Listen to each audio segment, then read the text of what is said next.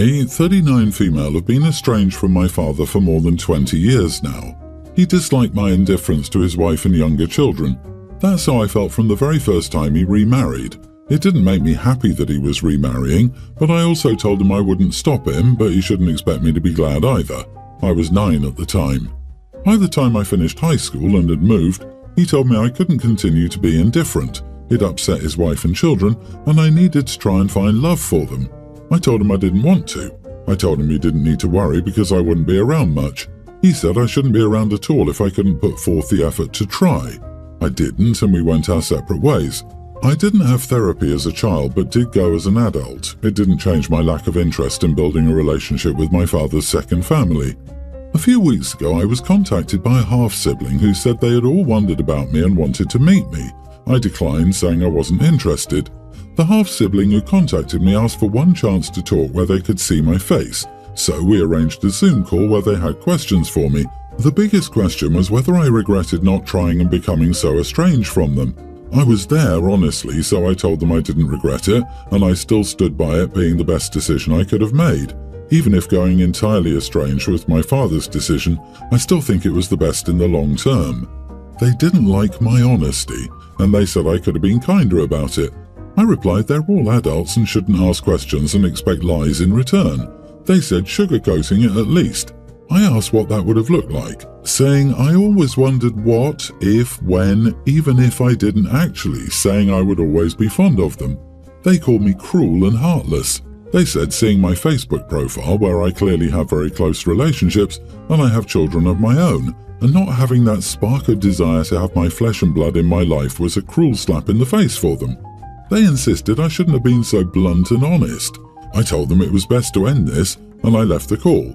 I also blocked the half-sibling who reached out to me, but they did find a way around that with another profile or two, and direct messaged me with the message that I'm an idiot and how dare I. I did make my account entirely private after that, but it does make me feel I should ask, am I the idiot for not lying or sugarcoating when I spoke to them? Edit, my stepmom died recently. She was nice. She was a little too nice in some ways. She was eager to fill the role my mom left behind and came on very strong. That was until she had a child of her own and realized that their having a baby together did not make me jealous of her attention going somewhere else, and she left it alone after that. Her response was along the thinking of, why wouldn't you be happy about a new mom when most kids your age would love the chance to get another? He would also ask me why it didn't make me jealous that she was pouring her attention onto their first child. Oh wow, your dad didn't have feelings for your feelings. Your father's wife seems like she wanted almost to replace your mom, until she had kids that were hers. Seems to me as if you were a 9-year-old kid left to feel really lousy, and adults weren't paying attention to how you felt at all. I'm glad you have a family that's yours now. You don't owe sugarcoating to anyone. Not the idiot. I believe in not asking questions you don't want the answer to. Let me ask you a question and be honest in your reply. Gives honest answer. Not that honest. And it seems like they reached out to OP just to vent their frustrations on them, possibly directed by Dad. You are the idiot. You lost your mom when you were young, and that is a difficult tragedy. There's no abuse or neglect here, just a stepmom that you didn't need or want. I'm not sure why you lack basic empathy for your siblings. They are human beings reaching out, trying to connect with their family. Is it jealousy that they were the center of a new family, or that your dad found happiness again? While you're not a large idiot, there was room for manners, courtesy and empathy. She owes them none of those things. Sugarcoating or lying would just get them to keep reaching out to the OP, which she clearly doesn't want. While she was blunt with them, nothing seemed aggressively mean. She even declined straight away when asked to meet, but she only agreed after they wouldn't let it go. She handled it well. I, female 24, think this is weird, but both my sister, 26, and fiancé, male 27, are saying it's not, and I want a third party. Basically, my fiancé works out every weekend after work from 6:30 to 7:30ish, and I always knew he had a workout partner. I just assumed it was one of his friends. Then, on Friday, we were chatting while I started on dinner and he got ready to go, and I mentioned that I had a book I wanted my sister to read because I know she likes reading, and my fiancé was like, "Give it to me, I'll give it to her." I was obviously like, what? And he got uncomfortable.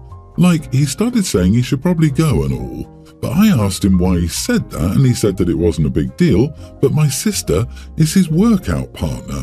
I thought that was weird, especially since he never told me about this. He said they just happened to go to the same gym and it became a thing. He said I'm overreacting. Am I? I don't think I am.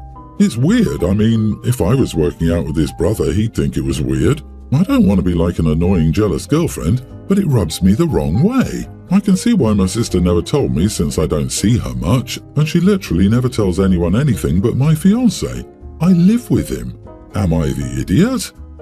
Not the idiot. The fact neither your sister nor fiancé thought to mention to you they were workout partners is the red flag here, so I see how you got upset. Something feels sneaky about them not being open with you on this. To be fair to my sister, she's always been private her whole life. She didn't even tell us when she got into law school. She said she forgot. We, my parents and I, only found out because my fiancé, who was my boyfriend at the time, is a law student too and happened to mention it offhandedly. Wait a minute, so the only reason you found out that your sister and fiancé know each other and have known each other since law school is because your fiancé accidentally mentioned it? And had it not been for your fiancé being a loose-lipped idiot, you'd never have known that they knew each other since law school and worked out regularly together. Are there any other areas of her life that you only find out about because your fiancé happens to momentarily forget you're not as close to her as he is? The red flags are painting their town red. It's pretty clear they will have a relationship after OP, considering how close they seem to have been for quite some time. OP, whether they've slept together or not is beside the point. He's obviously seeing her behind your back and is emotionally cheating at the very least. Yeah, this was my thinking too. Does the sister even know that the OP is with this guy? It sounds like the sister knew the fiancé way before OP got with him. OP, your soon-to-be husband knows more about your sister's life than you and your parents, so she isn't private with your fiancé? I think that says a lot. Please, boil some noodles with all this marinara. I'm 34 female, a retired trapeze artist, and my daughter, young grammar school, is enrolled in circus school. She loves it so much that she asked to see a Cirque du Soleil show as a birthday present. My husband, 31, and I managed to get discount tickets to take her and 3 of her friends from circus school on a 2-hour drive to catch the nearest show. When I got there, I checked the company credits and noticed a friend. An acrobat from Belgium was one of the performers. I hadn't seen him in years and sent him a message on Instagram saying I was in the audience with my daughter and excited to see him. He replied almost immediately and told me to look for a stage manager after the show so we could say hi and I could take my daughter backstage.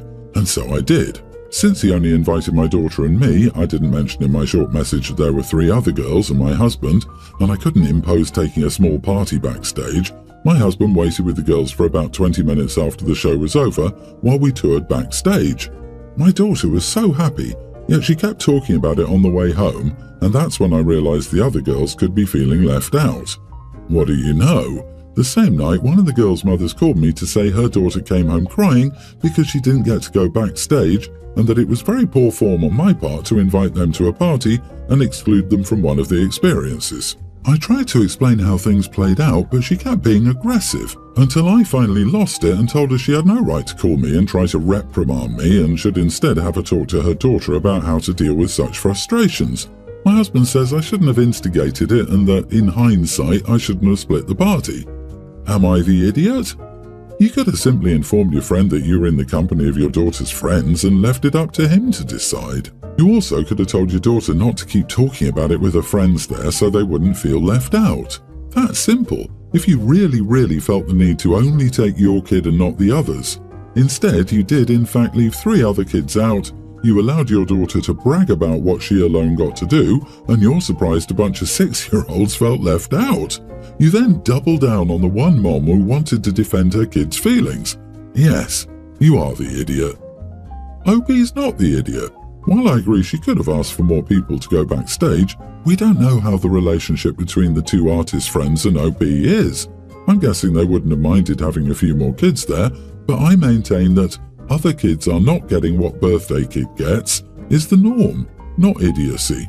Exactly. It was OP's daughter's birthday. OP has no obligation to make sure everyone experiences the same thing because it's not about them. It's about her daughter's birthday. Is OP not allowed to have a special moment with their daughter on the day she was born at a party that's meant for her at an expensive circus show? Get a grip, dude. Going backstage is not the best part of seeing Cirque du Soleil. Good grief. The kids were safe and still got a free night out paid for by OP. The other kid sounds like a spoiled brat, and her mother sounds entitled and enabling. Guaranteed the other kid wouldn't remember not going backstage, but OP's daughter will remember this special opportunity.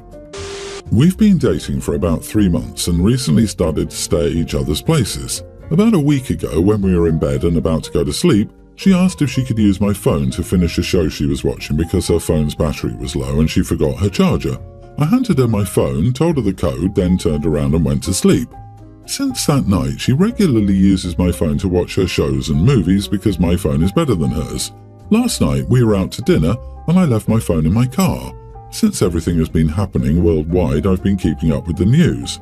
While waiting for a table and I didn't have my phone, I asked her if I could use hers to check on the latest news. She asked me where mine was and I answered I left it in the car. She suggested I wait until after dinner or go and get it. Then there was nothing but silence. I was confused and things got very awkward to the point the other people in the waiting area noticed. The awkwardness lasted through dinner because I was still confused and she was angry. After dinner, as I was driving home, she texted me to tell me I was an idiot to put her in that position in public and that I should have accepted her hints before she had to say no. I didn't see the big deal, but she's royally angry with me and said I had a lot of making up to do. Was I wrong to ask to use her phone after she's been using mine wherever she wanted? Not the idiot. The reason she's using your phone is probably she's snooping, man. She feels guilty for what she's hiding, so her mind is telling her you're probably doing the same.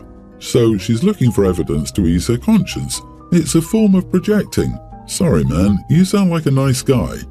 100%. Her aggressive reaction is trying to gaslight him into feeling guilty for asking for her phone is also classic.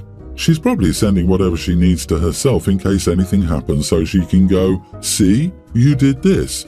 Do people in 3-month relationships really think it's normal to share their phone codes and passwords with their romantic partners? I find it surprising, but maybe my partner and I are more private and respectful of each other's privacy than is the norm. I can't imagine giving someone free reign of my phone in that way to begin with, but I'll gladly share my phone charger. Also, I'm never without my charger. I can imagine unlocking my phone to let a partner watch a particular video or read an article while we're together at most. OP, I think you should change your code and not give it out again, and just buy her an extra charger to have at your house if this relationship continues. Info, how did things become awkward and how did others notice?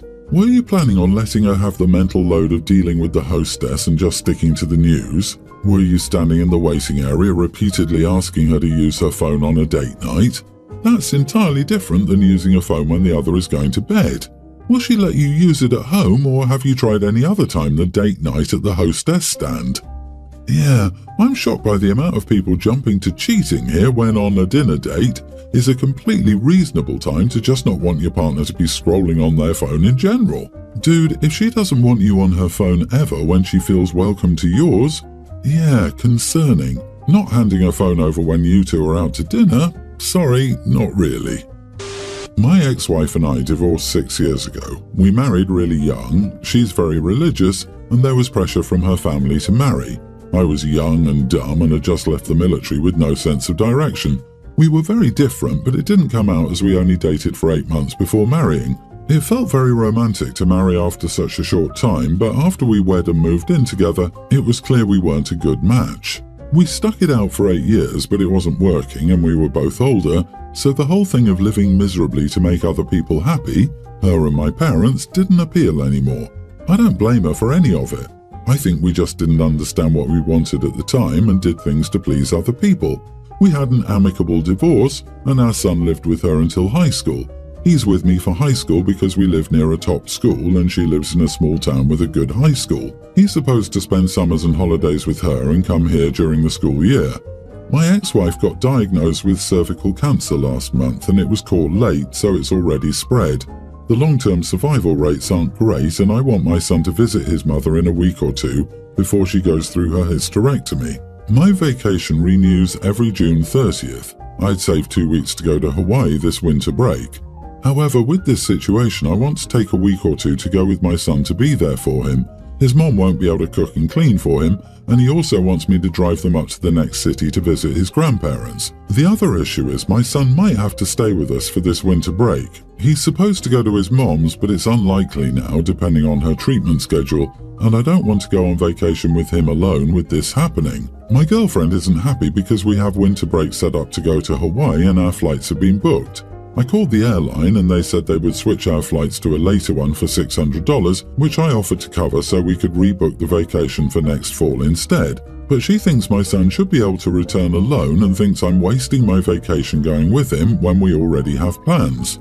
My son does go on flights by his own, he's mid-teens. However, this time my ex isn't going to be physically able to take care of our son.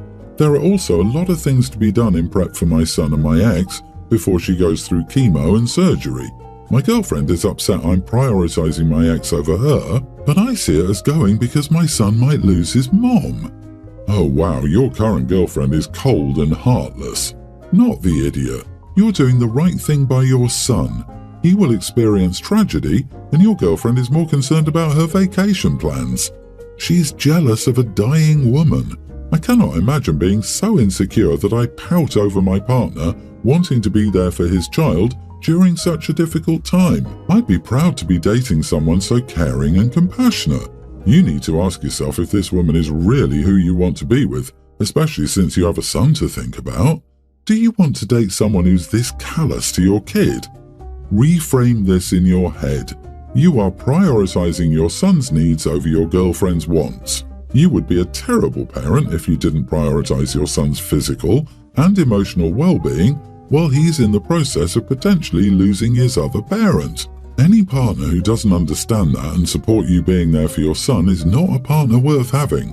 Rebook for next year and try to find a better girlfriend to bring with you on the rebooked trip. Or better yet, bring your son with you instead.